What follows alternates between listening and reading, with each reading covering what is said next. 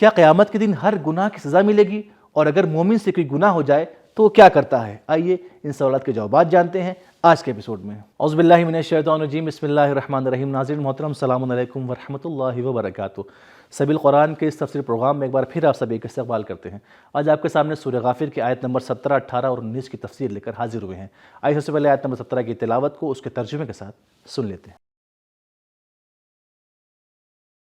كتاب أنزلناه إليك مبارك ليدبروا آياته وليتذكر أولو الألباب بسم الله الرحمن الرحيم اليوم تجزى كل نفس بما كسبت لا ظلم اليوم إن الله سريع الحساب۔ آج ہر شخص کو اس کے کیے کا بدلہ دیا جائے گا، آج کسی پر کچھ ظلم نہ کیا جائے گا، بے شک خدا بہت جلد حساب لینے والا ہے۔ اب آئیے سورہ غافر کی آیت نمبر 17 میں موجود نکات کو بھی سن لیتے ہیں۔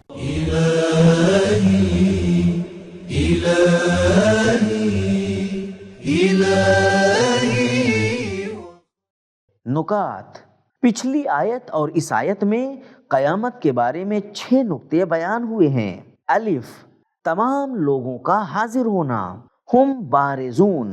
بے، تمام اعمال اور فکروں کا ظاہر ہو جانا، لا یخفی علی اللہ منہم شیء۔ جیم، حق کی قدرت کا جلوہ، لمن الملک اليوم للہ الواحد القہار۔ دال، ہر ایک کا اپنی جزا پانا، تجزا کل نفس۔ ہے، مطلق عدالت، لا ظلم اليوم۔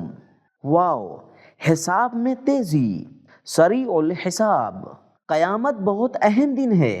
اس آیت میں اور پچھلی آیت میں 4 بار لفظ یوم آیا ہے۔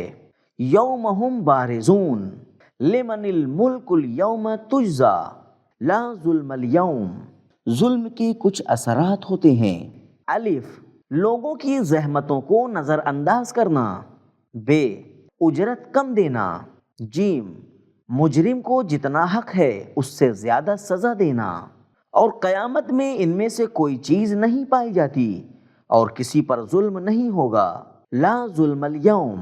روایتوں میں ہم پڑھتے ہیں کہ لا ظلم اليوم سے مراد یہ ہے کہ قیامت میں ہم ظالم سے مظلوم کا بدلہ لیں گے۔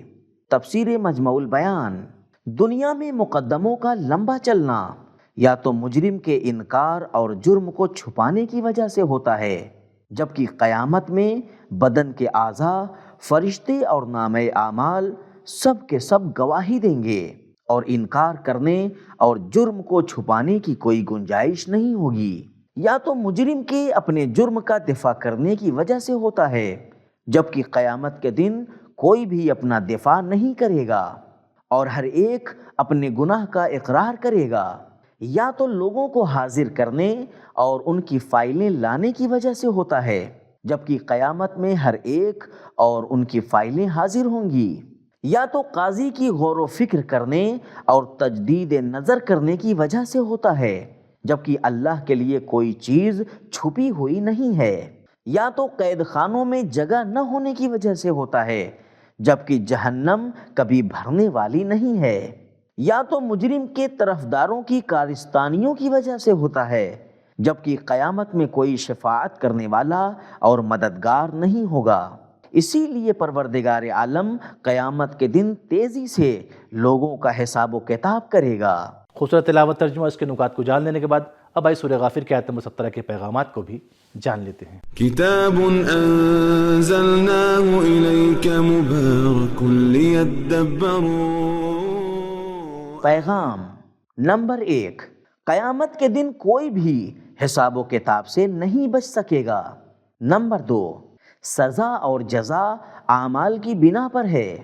نمبر 3، سزا ان گناہوں کی ملے گی جو علم کے ساتھ اور جان بوجھ کر کیا گیا ہو۔ نمبر 4، زیادہ تر وہ قدرتیں جن کا محور ایک ہو وہ ظالم ہوتی ہیں، لیکن اللہ تنہا قدرت قہار ہونے کے باوجود ظلم نہیں کرتا، اس کی قہاریت عدالت کے ساتھ ہے۔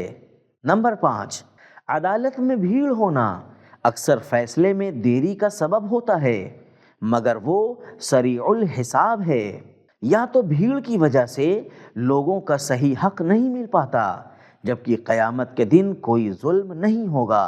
اب آئیے سورہ غافر کی آیت نمبر 18 اور 19 کی تلاوت کو اس کے ترجمے کے ساتھ سن لیتے ہیں۔ وَأَنذِرْهُمْ يَوْمَ الْآزِفَةِ إِذِ الْقُلُوبُ لَدَى الْحَنَاجِرِ كَاظِمِينَ مَا لِلظَّالِمِينَ مِنْ حَمِيمٍ وَلَا شَفِيعٍ يُطَاعُ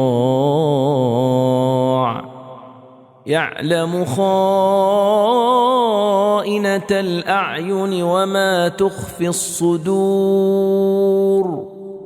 اور اے رسول، تم ان لوگوں کو اس دن سے ڈراؤ جو عنقریب آنے والا ہے، جب لوگوں کے کلیجے گھٹ گھٹ کے مارے ڈر کے منہ کو آ جائیں گے۔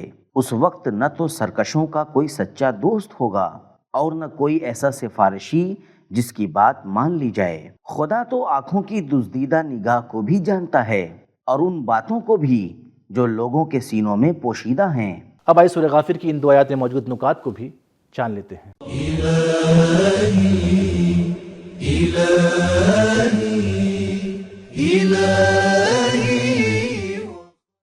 نکات۔ آزفہ کا معنی ہے نزدیک ہونے والا، اور نزدیک دن سے مراد قیامت کا دن ہے، جیسا کہ ایک اور جگہ ارشاد فرمایا انہم یرونہ بعیدا ونراہ قریبا، سورہ معارج آیت نمبر 6-7۔ کاظمین کظم سے بنا ہے جس کا معنی ہے مشکیزے کا منہ بند کرنا، اور کاظم اس کو کہا جاتا ہے جو اندر سے تو غمگین ہے لیکن اپنا لب نہیں کھولتا اور اپنے غصے پر کنٹرول کرتا ہے۔ نامحرم کی طرف دیکھنا، دوسروں کو توہین کی نگاہ سے دیکھنا اور فساد کو بڑھاوا دینے کی وجہ سے کسی چیز کی طرف دیکھنا آنکھ کی خیانت کے نمونوں میں سے ہے۔